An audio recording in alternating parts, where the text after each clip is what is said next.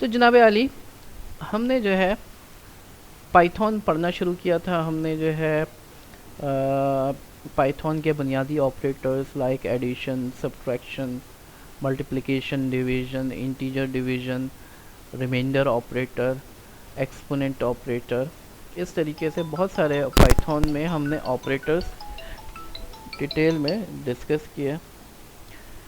इसके अलावा हमने जो है पाइथन में किस तरीके से comparison operator like greater than, less than, double equals, ये कुछ ऑपरेटर्स देखें। हमने एंड और को देखा। अब हम आते हैं ज़रा तफसील में, हम डिस्कस करते हैं कि एल्स और एलिफ स्टेटमेंट्स किस तरीके से इस्तेमाल की जाती हैं। फॉर एग्ज़ाम्पल हम चाहते हैं कि मल्टीपल कंडीशंस हम इफ़ के साथ लिखना चाह रहे हैं। फॉर एग्ज़ाम्पल अगर ग्रेड जो है एक पर्टिकुलर रेंज में आ रहा है तो ये पर्टिकुलर ग्रेड असाइन कर दिया जाए स्टूडेंट को। अगर ग्रेड जो है एक दूसरी रेंज में आ रहा है तो वहाँ पे असाइन कर दिया जाए। अगर मिसाल के तौर पर 70 से 80 तक के परसेंटेज है स्टूडेंट की, तो हम कहेंगे कि उसको ए ग्रेड दे दिया जाए। अगर 60 से लेके 70 तक है परसेंटेज तो हम कहेंगे कि उसको सी ग्रेड दे दिया जाए। तो यहाँ पे हमें एलिफ की ज़रूरत पड़ेगी। तो चलते हैं ज़रा इसको तफसील से देखते हैं। फॉर एग्ज़ाम्पल मैं यूज़र से इनपुट लेता हूँ, enter the percentage,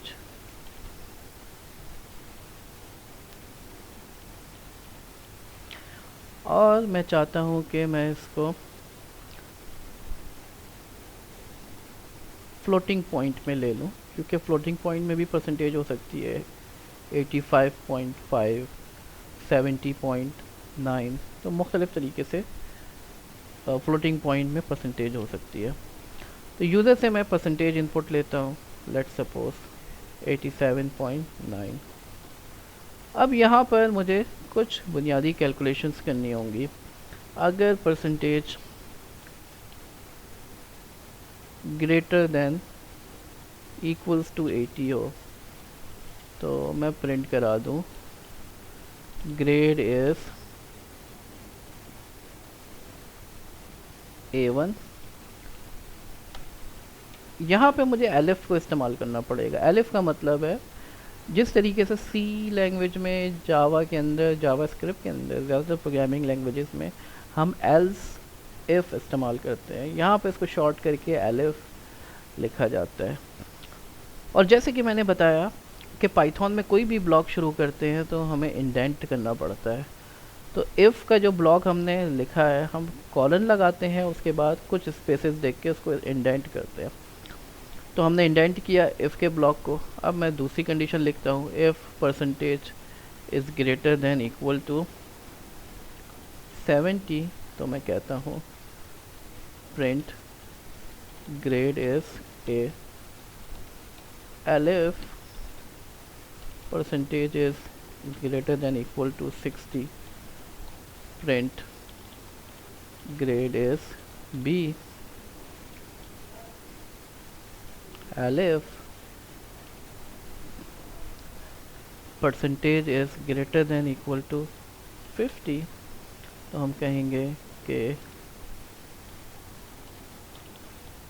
grade is C. और अगर इनमें से कोई भी कंडीशन ना हो, last condition grade is F, student fail हो गया। तो फॉर एग्ज़ाम्पल मैं कहता हूँ 87.9, तो ग्रेड आ रहा है A1। मैं कहता हूँ 50, तो ग्रेड आ रहा है सी। और मैं कहता हूँ 49, तो ग्रेड आ रहा है एफ।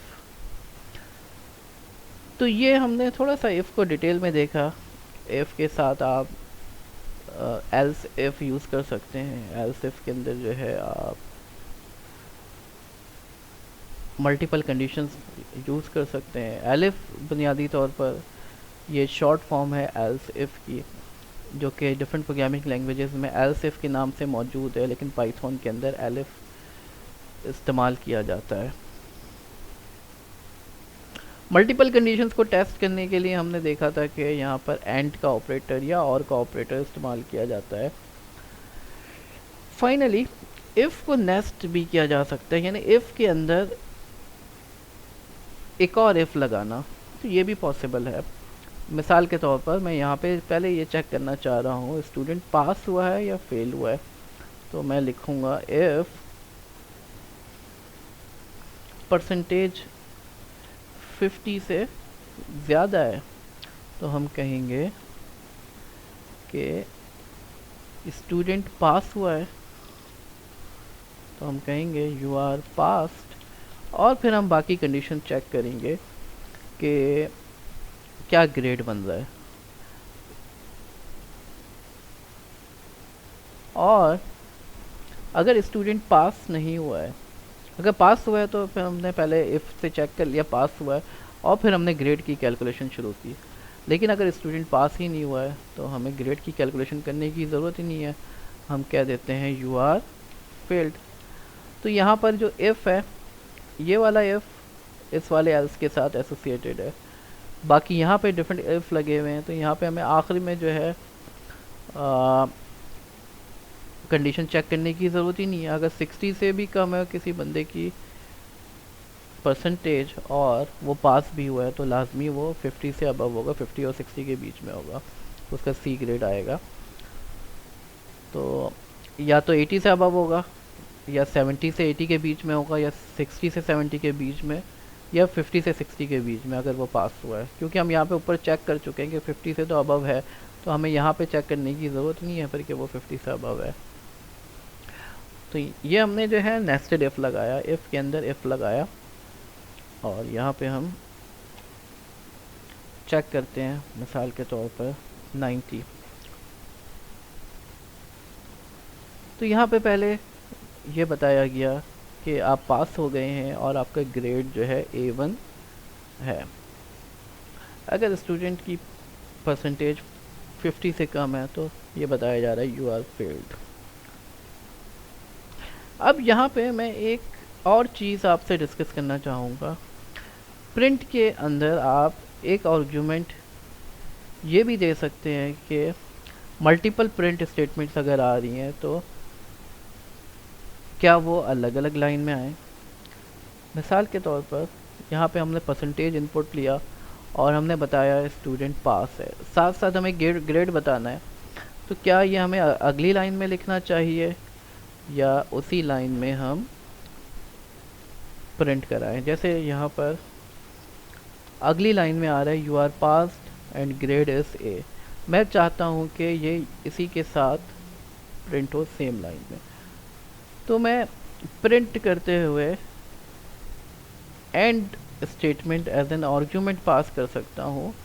तो ये जो मल्टीपल आर्गुमेंट्स दे रहा हूँ मैं, ये फंक्शन है प्रिंट का, इसकी पहचान ये राउंड ब्रैकेट्स हैं, और कॉमा पहचान है कि मैं डिफरेंट आर्गुमेंट्स दे रहा हूँ। तो मैं एक आर्गुमेंट तो मैंने दिया है कि मुझे क्या प्रिंट कराना है, दूसरा क्या प्रिंट के बाद मुझे अगली लाइन पे जाना है, या एंड मुझे कहाँ करना है। तो मैं कहता हूँ एंड में जो है एंड करते हुए आप